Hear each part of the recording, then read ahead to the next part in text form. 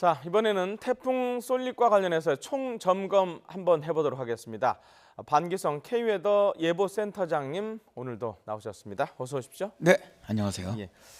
어제도 거의 하루 종일 방송하시고 그러셨죠? 네, 몇 시까지 하셨습니까? 9시까지 했습니다. 아, 예.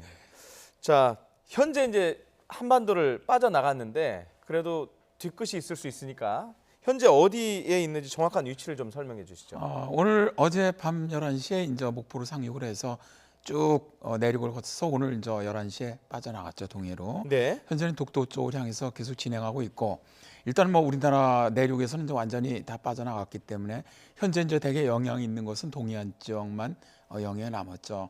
태풍특보가 현재 그 동해안 지역, 강릉 동해, 그러니까 영동 동해안 지역이죠, 이쪽. 네. 하고 이제 바다 쪽만 남아 있고요. 예. 태백산맥하고 경상 동해안은 저 강풍주의보로 남아 있고 기타 나머지 전국은 다 해제가 돼 있는 상태입니다. 예. 자, 그러면 지금 제가 잠깐 들어오기 전에 보니까 서울에 비가 오는 것 같은데 이거 이른바 뒤끝인가요? 네, 그렇습니다. 예. 태풍은 휘둘러 들어간 중심을 휘둘러 들어가는 구름들이가 있기 때문에 예. 태풍 중심이 빠져나가더라도 그 반경 범위 내는 비가 계속 산발적으로 왔다 그쳤다를 반복을 합니다. 네. 그러나 이제 강한 강도는 아니죠. 예. 아, 그래도 어찌됐든 완전히 벗어난 건 아닌 거죠? 아닙니다. 지금? 예. 뭐 이제 일단 뭐 경보 수준이 되지 않기 때문에 네. 해제가 되는 것이지 네. 실제 이제 비라든가 뭐 바람 평소도 약간 강할 수 있고요. 예. 특히 이제 동해안 쪽, 예. 동해안 쪽은 그 태풍으로부터 들어오는 너울이라든가 높은 파도, 해일 이런 것이 오늘 밤 늦게까지, 그래서 내일 새벽까지 남아 있을 가능성이 있습니다. 예. 그래서 그쪽 지역은 상당히 좀 조심을 해야 된다고 봅니다. 이게 금방 말씀하신 그쪽에 포함이 되는지는 모르겠지만 아시겠지만은 오늘 아침에 2차 이산가족 상봉단이 고성에서 지금 금강산으로 네. 갔습니다. 그러면 잠시 뒤면 아마 3시쯤부터 1차 상봉이 예상이 돼 있는데 지장은 없겠죠? 뭐 행세 큰 지장은 없다고 하더라도 일단 동해안 지역이기 때문에 동해안 지역은 지형적인 영향이 있습니다. 그래서 네. 바람이 일단 이쪽 내륙보다는 상당히 강하고요. 네. 또 이제 비는 물론 지금 강릉을 포함한 지역 쪽으로 강하게 내리고 있습니다만 그 북쪽도 빗방울이 있을 겁니다. 그래서 야외 행사하는 데는 조금 지장은 있지 않겠느냐 그렇게 판단을 하고 있습니다. 예. 자, 이제 태풍을 이제 총 정리하는 시간을 잠깐 가져야 될 것 같은데 뭐 기상청의 예보가 처음에 강했는지 뭐 적정했는지에 대한 약간 일부 논란이 있긴 하지만 어찌됐든 예보됐던 것은 강했고 그에 대한 대비도 저희가 철저히 했어요. 근데 중간에 좀 약해진 것 같아요. 이게 어떤 원인이 있는지 좀 다각적으로 좀 봐야 될 것 같습니다. 일단 태풍이 약해진 원인부터 말씀을 좀 드리도록 네. 하겠습니다. 이게 이제 태풍이 일단 약해진 원인은 속도가 느려졌기 때문이라고 생각을 합니다. 속도. 네, 그러니까 그 이전까지 그저께만 하더라도 한 15km 정도 네. 시속으로 북장에 오던 태풍이 제주도를 지나면서부터 어제 같은 경우 4km, 뭐 또 혹은 8km, 굉장히 늦어진 거죠. 4km라고 그러면 시간당입니다. 일반 남자들이 보통 1시간에 4km 걸어가는데 걸어왔다는 그 거네요. 정도 속도입니다. 예. 그러니까 거의 사실 저희들이 태풍할 때는 움직이지 않는다라고 얘기하거든요. 그 정도는 예. 정차한다, 뭐 그런데 이것이 가장 큰 원인이라고 저는 봅니다.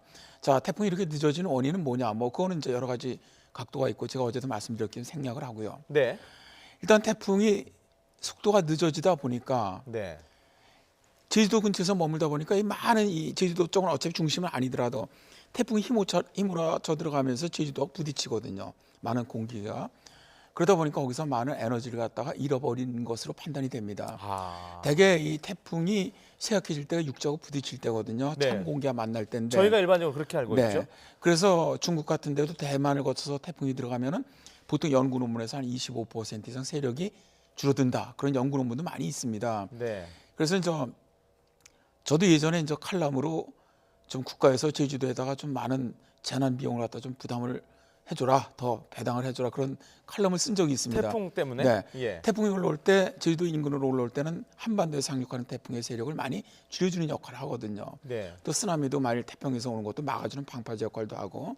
근데 이번에도 만일 늦어지지 않고 그냥 그 속도로 올라왔다면 그렇게 크게 영향 없었을 것 같아요. 그러니까 아까 앵커님 말씀하셨지만 기상청이 너무 과다하게 강하다고 얘기하는 것이 아니냐 그런 말씀을 하셨는데 저는 이제 기상청 근무는 한 적 없습니다. 그래서 그쪽 뭐 편들고 이런 거 없습니다. 예, 없는데 예. 솔직하게. 저도 이제 예보관 생활을 40년을 했는데 예.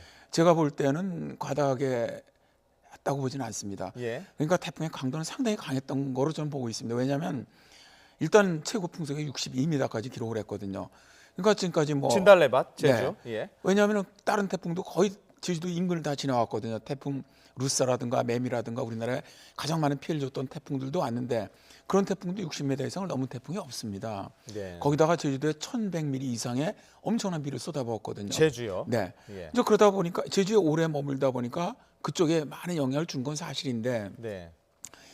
그 정도로 사실 비도 많이 내리고 바람도 강한 태풍이었다는 건 맞는다는 거죠. 예. 자, 지금 말씀하신 것 중에 태풍이 제주도에다가 너무 많은 힘을 써버렸다. 네.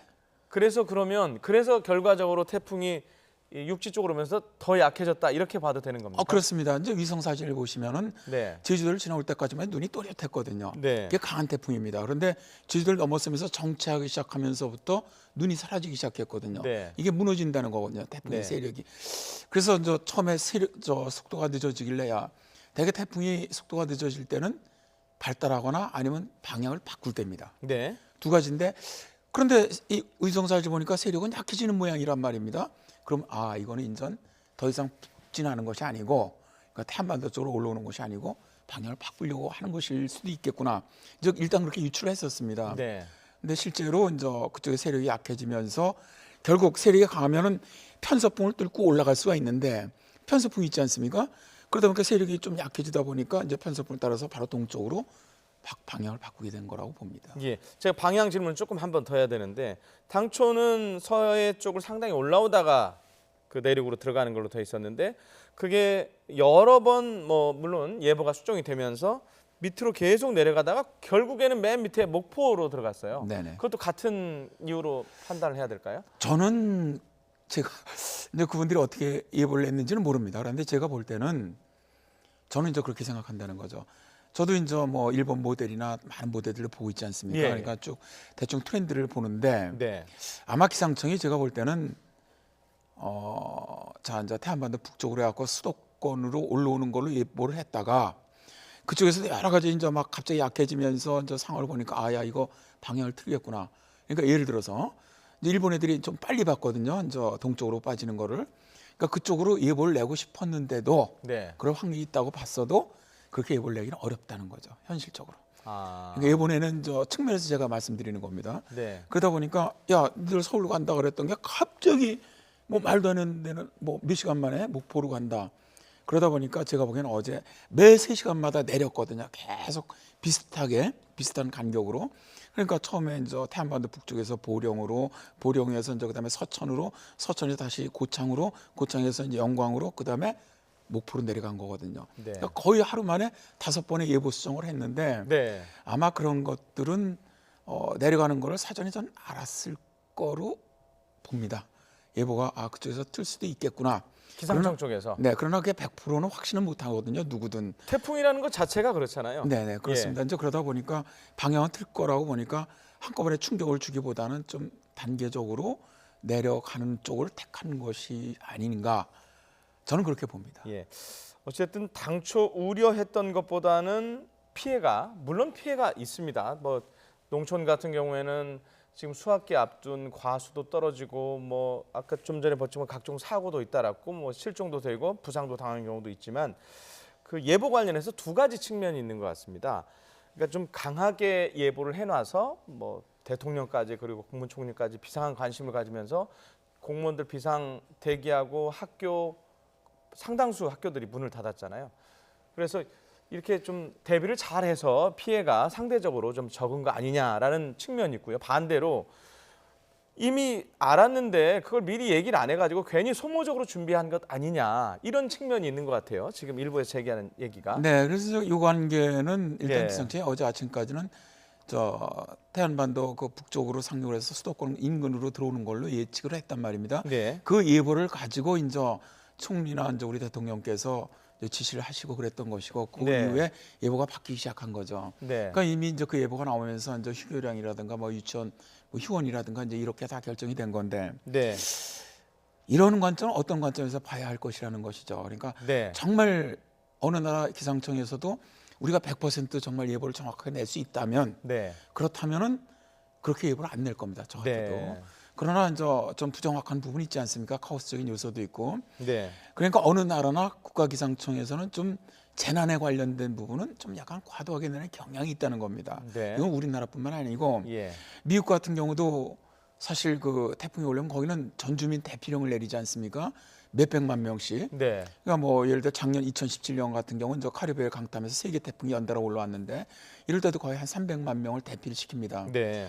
그런데 그때도 이제 미국 같은 경우 정확하게 올라오는 경우도 있지만 사실 부정확하게 올라오고 또 태풍 세력도 힘도 전혀 예보가 틀린 경우도 많은데도 불구하고 사실 미국 언론이라든가 국민들은 거기에 대해서는 그렇게 크게 그분들은 얼마나 불편합니까? 예. 며칠 동안 다른 데 가갖고 대피해 있다가 집으로 돌아가다 보니까 원망이 있을 수 있는데 만에 하나 이제 어떤 개념을 갖고냐 만에 하나 정말 그대로 올라와서 엄청난 재난을 입은 것보다는 낫다고 생각한다는 것이죠. 이제 그러한 것들이 적용이 안 됐던 게 바로 까트리나거든요. 네. 그래서 뉴올리언즈가 완전히 다 침수됐던 그런 사례였거든요. 그래서 그 이후부터 미국 사람들이 어떻게 보면 이런 시설이라든가 이런 것들이 좀 재난에는 좀 더 좀 강하게 하는 쪽으로 좀 바뀌는 것 같은데요. 이번에는 뭐 그렇게 과도하게 저는 예상했다고 보지는 않습니다. 다만 시차에서 정확하게 이제 좀 더 됐으면 빨리 좀 바꿨으면 하는 바람은 있었지만 그게 좀 늦어지다 보니까 결국 이제 많은 분들이 거기에 대해서 좀 얘기를 하는 것이 아닌가 예. 그런 생각을 예. 합니다. 저도 개인적으로 재난 예보는 좀 보수적으로 하는 게 맞지 않느냐 이런 생각은 하고 있지만 제가 질문을 드린 이유는 일부 그런 지적이 있어서 좀 말씀을 드렸던 거고요. 자, 그렇지 수도권 얘기했는데요. 수도권은 지금도 조금 비가 오고 있고 어제인가요? 어제도 좀 비가 왔는데 태풍이 왔나 싶을 정도로 그렇게 좀 조용했어요. 서울 같은 그렇죠. 경우에. 뭐 사실 이게 왜냐면은 네. 원래 그 있었던 그 솔빅의 솔빅의 그 예상 세력이 경로? 예. 그대로 올라왔다면 저는 정말 엄청난 피해가 있었을 거라요. 저는 정말 서울 쪽은 엄청났을 것이다. 그래서 제가 오늘 아침에도 방송하면서 그런 얘기를 했습니다. 참 네. 우리가 하늘이 좀 도운 것 같다. 아. 오히려 어떻게 보면은 안 오는 바람에 네. 또 세력이 거기서 정말 이상하게 늦어져 갖고 약화되면서 사실 그 목포 쪽에 상륙해서 육지로 상륙하면 이제 급속하게 약해지는 건 당연하거든요. 예. 그러니까 이미 약해지는 상태에서 상륙을 하는 거니까 이제 약하다 보니까 서울하고 거리가 멀지 않습니까? 일단. 네. 그다음에 이제 그 태풍의 반경도 약해지고요. 중심 풍속도 약해지고 또 거기다 태풍이 진행하는 방향에 좌측에 속하게 되니까 더더군다나 서울 같은 데는 뭐 누구도 뭐 이 태풍이 온 거야 정말 그런 얘기 나올 만하죠. 그러다 네. 보니까 국민들 입장에서는 좀 어떻게 보면 불만도 있을 수가 있죠. 예. 자꾸 그 얘기가 귀에 들어오는데 저 태풍이 제주 쪽에서 너무 힘을 써버렸다는 거, 네. 속도가 늦어졌다는 거. 그래서 지금 다행이라는 거 아닙니까? 지금? 네, 저는 그렇습니다. 그래서 제주 쪽에서 바람이 가장 강한 62 초속 62m가 관측이 됐고, 네. 뭐 비 같은 경우는 거의 1000mm 네. 이상 내린 것 내렸습니다. 같은데 네. 아마 제주도 쪽 피해가 상당한 것 같은데, 자 속도가 늦어지고 그 이유를 다시 좀 설명할 수 없을까요? 참 특이한 태풍인 것 같아요. 굉장히 이례적인 태풍입니다. 예. 왜냐하면은 대개 30도를 넘으면은 방향을 전향을 하면서 우리나라 들어온 태풍들 보면은 이상 진로라도 대개 이 정도까지 이상하게 오랫동안 저희들은 그걸 정체한다고 제가 아까 말씀드렸는데 그러니까 걸어왔다는 네. 거 아닙니까? 네. 걸어온 태풍이라는 네. 건데 네. 제가 느림보 태풍이라고도 그랬는데 대개 그 정도 예. 올라오면은 시속 30km 내로 움직이거든요. 예. 그래서 태풍 예보도 그 밑에서 올라오는 건 예측하기 어려워도 일단 제주도를 넘어오고 나면 크게 진로가 바뀌질 않습니다. 근데 이번 같은 경우는 참 이제 나중에 이거는 분명히 원인 분석을 해야 될 겁니다. 왜 그러니까 연구 대상이에요. 네, 왜 정말 이 태풍이 갑자기 느닷없이 예. 정말 왜 늦어지는 것이냐. 네. 여기 대한 거는 아마 이제 할 거라고 저는 보는데 네. 여러 가지 원인이 있을 수 있는데 하여튼 저는 일단 뭐 몇 개를 본다면 일단 그 20호 태풍의 어떤 상호적인 연관 관계가 작용하는 것 일본 같다. 거쳐간 네. 그 태풍. 그게 상당히 강하게 북상을 했거든요. 빠르게. 네. 그다음에 두 번째는 일단 어쨌든 고기압 세력이 목포 쪽 근처까지 있는 바람에 좀 이렇게 태풍이 올라오는 걸 저지하는 부분도 있었지 않느냐. 그다음에 이제 사실은 이거는 이제 시청자분들이 잘 알아들을 수가 없기 때문에 기상 전문적인 건데 네. 상당히 이번에 도넛 태풍으로 상하층이 굉장히 견고한 태풍이었습니다. 도넛 태풍, 예. 도넛 모양의. 네, 예. 그러니까 이게 견고한 아주 강한 태풍이거든요. 네. 보기보다. 근데 이런 도넛 모양이 제주도를 지나면서 정차하면서 무너지더라는 것이죠. 그러면서 눈이 사라지면서 그럼 눈이 사라진다는 얘기는 태풍이 약화된다는 얘기거든요. 네. 가장 큰 징조입니다. 이게 왜 이렇게 됐을까 보니까 일단 저희들은 상하층 그런 자료들을 다 보는데 네. 상하층의 어떤 이런 흐름 같은 게 상이해지더라는 것이죠. 동일한 흐름으로 갈 때는 강하게 유지하면서 그대로 북쪽으로 올라왔을 텐데, 그러니까 이제 이거는 뭐 어려운 부분이라 말씀드리기는 어렵고요. 하여튼 이런 것들이 작용한 것을 일단 보이고요. 네. 어쨌든 그런 것들이 복합적으로 작용하면서 속도를 늦췄던 것이 결국은 태풍의 세력을 약화시켰던 원인이 된 것이라고 봅니다. 자, 하여튼 결과적으로는 그 덕분에 저희가 우려했던 것보다는 피해가 적었던 거는 그렇습니다. 분명한 네네. 사실이고요. 자, 아까 저 일본 쪽 통과했던 그 태풍 얘기했으니까요. 그 시마론인가요? 네, 이름이? 시마론. 네. 그 태풍하고 지금 나가서 동해 쪽에서 뭐 합쳐진다는 얘기가 있는데 그럴 가능성이 그것도 있나요? 가능성이 있습니다. 이제 태풍 두 개가 하면은 서로 밀어내는 효과가 있고요. 하나는 예. 끌어가 당기는 효과가 있습니다. 그런데 네. 지금 그 시마로는 저 일본 열도를 상륙하기 전에 강한 대형급 태풍이었고요. 그다음에 우리 솔릭은 중형, 강한 중형급 태풍이었지 않습니까?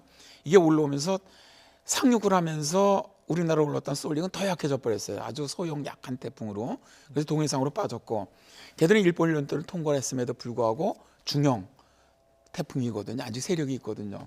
그래서 이제 홋카이도 쪽으로 지금 진행을 하고 있습니다. 우리가 이제 따라가는 형인데, 제가 보기에는 이 시마론에 흡수가 될 거로 보고 있습니다. 쏠리게 끌어당긴다는 거죠. 더 빨리 끌어당겨서 하나의 강한 저기압이든 뭐 저 열대성 폭풍이든 태풍이든 해서 다시 홋카이도 정도로 갔다 또 다시 한번 강타하는 이런 형태가 되지 않겠나 그렇게 봅니다. 참 이번 태풍 연구할 게 많아요. 쌍태풍이었죠. 네. 오다가 천천히 뭐 걸어온 태풍이죠. 나중에 또 합쳐지지.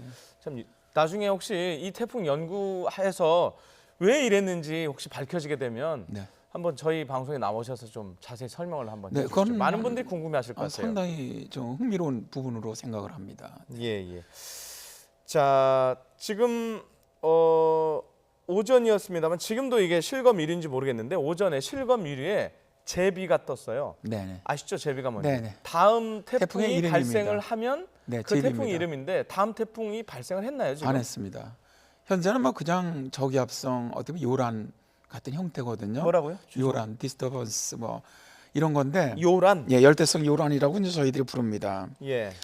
이런 것들은 저 열대 지역이죠. 열대 지역에서 저기압들이 어떤 이런 파동 같은 게 있어야만 태풍으로 만들어지거든요. 네. 그래서 이게 이제 열대 저기압, 열대 저기압화되면 그러니까 태풍의 전 단계죠. 네. 트로피컬 디프레션이 되기 이전은 열대성 요란이라고 되게 이제 우리가 얘기를 합니다. 그게 좀 더 발달하면은 TD가 되고요. 트로피컬 디프레션이 거기서 더 다시 발달하면 이제 태풍이 됩니다. 네. 트로피컬 스톰이나 이제 타이푼이 되는데, 근데 이제 이거는 좀 오버센스한 거죠. 어떤 분이 이제 기상에 좀 소양이 있으신 분이 네.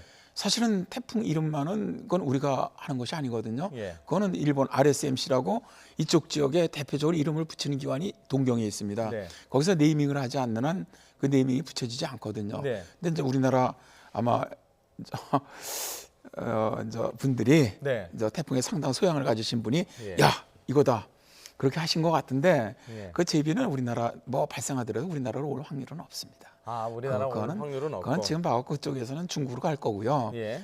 뭐 그렇게 강한 태풍으로 발달도 안 할 겁니다. 근데 다만 현재 올해 그 태평양에서 그 태풍이 발생을 상당히 많이 하고 있지 않습니까? 그 질문 드리려고 했어요. 네네. 앞으로 계속 오는 겁니까? 한반도 쪽으로 그래서 태풍이? 평년보다 지금 평년에 8월까지 15개인데 올해 20개 이상 발생하고 예. 있지 않습니까? 그래서 예. 그렇다면 지금 태풍이 발생할 수 있는 조건이 상당히 좋다는 거거든요. 그쪽 네. 지역이. 근데 하나 발생을 한다면 네. 지금은 저쪽 중국 쪽 동중국해에서 발생한 게 그 제비인데, 네. 그거는 뭐 우리나라 올 확률이 없고요. 네. 자, 이제 저쪽 서태평양 쪽에서 만들어진 태풍이 있다면 갈 데가 어디가 있겠습니까? 네. 일본 쪽으로 가기는 어렵다. 자, 올해 여름에 그렇게 태풍이 많이 만들어져서 우리나라로 올라왔어도 하나도 못 들어왔잖아요. 뭐 약이라든가 암피라든가 마리아라든가 뿌라피린이라든가 뭐 전부 다 중국으로 가고 일본으로 갔거든요. 너무 뜨거워서 그랬죠. 그렇죠. 우리나라에 뜨거운 고기압이 딱 자리 잡으니까 네. 못 오는 거예요. 네. 못 왔어요. 못 네. 왔는데 이번에 왔단 말입니다. 온 네. 원인이 뭐예요? 그 뜨거운 고기압이 약해진 거예요. 약해진 거예요. 약해져서 동쪽으로 물러난 겁니다. 물러나서 지금 그 경계가 어디냐면 저 태풍 경계로 지나가지 않습니까? 경계가 그 영남 쪽 끝머리에 있단 말입니다. 그러다 보니까 이제 태풍의 문이 열린 거예요, 우리나라 쪽으로. 네. 그러면 태풍이 하나 만들어진다면 우리나라로 올라올 확률이 굉장히 높다는 거죠. 아, 네. 그래서 뭐 일단 9월 중에 네. 하나 정도 만들어서 우리나라로 다시 올라오지 않겠나. 뭐 저는 그렇게 조심스럽게 예상을 합니다. 예. 자, 마지막 질문 드려야 되겠는데 열대성 고기압이 약화됐다는 말씀하셨으니까 그러면 자 이제 태풍 지났고요. 자 그러면 이제 가을 옵니까? 아니면 근데 엊그제 얘기하기는 낮에도 계속 덥다 이렇게 말씀하셔가지고 사실 이제 이철에서 그 태풍이 지나가면은 차가운 공기가 내려옵니다 보통. 네. 그래서 이제 시원해지는 게 상식입니다 날씨에. 네. 이번에는 안 그럴 것 같습니다. 아 예. 이번에 태풍이 빠져도 아까도 얘기했지만 북태평양 고기압세력이 버티고 있다는 거거든요. 네. 그러다 보니까 일단 뭐 내일이나 모레 정도 가면 다시 서울은 33도 또 정도까지 뜨거워진다는 또 얘기죠. 뜨거워진다는 거죠. 그리고 예. 아까도 얘기했지만 그 북태평양 고기압세력이 내려가면 우리나라 태풍도 안 올라옵니다 실제로. 네. 근데 거기 버티고 있기 때문에 태풍도 우리나라 올라온다고 말씀을 드렸는데 그렇기 때문에 올해는 9월까지도 평년보다 상당히 무더운 9월이 되지 않겠느냐. 일단 그렇게 예상하는 것도 바로 그것 때문입니다. 예. 알겠습니다. 여기까지 듣도록 하겠습니다. 태풍 솔릭 총 점검 해봤습니다. 반기성 센터장님이었습니다. 고맙습니다. 네, 감사합니다.